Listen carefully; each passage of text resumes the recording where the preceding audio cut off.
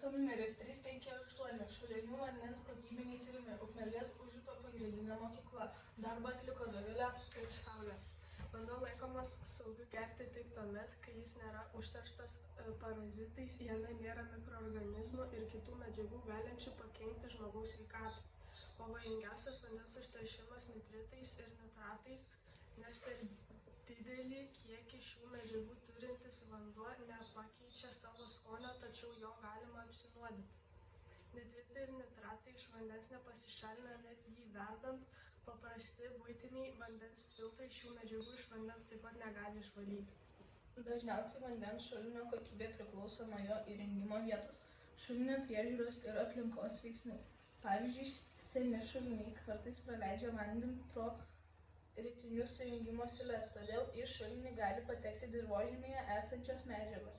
Dažniausiai šuliniai užteršiami aplinkui naudojamomis trąšomis, taip pat gali būti, kad į šulinio vandenį patenka pūvančių augalų liekanų arba teršalų esančių netoliese, kai šalia šulinio yra tualetas tvartas. Darbo tikslai ir uždaviniai. Tikslas – įvertinti šulinių vandens kokybę skirtingose Ukmergės miesto vietose.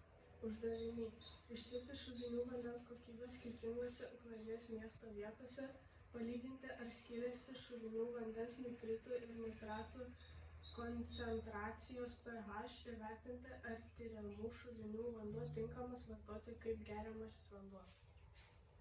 Darbo etapai.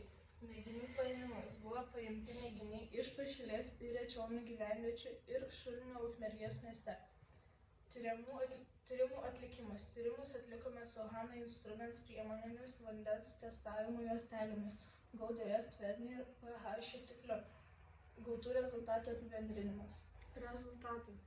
Geriamojo vandens pH turi būti nuo 6,5 iki 8,5. Mūsų tyriamų šulinių vandens pH atitinka rekomendacijas.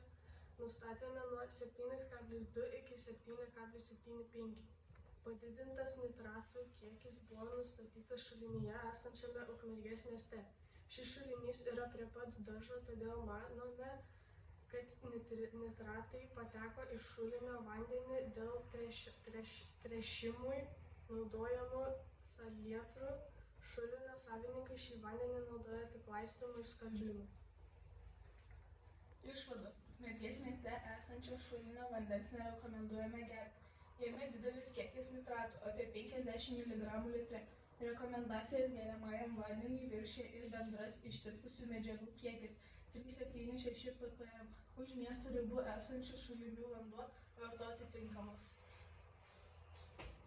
Ačiū už dėmesį.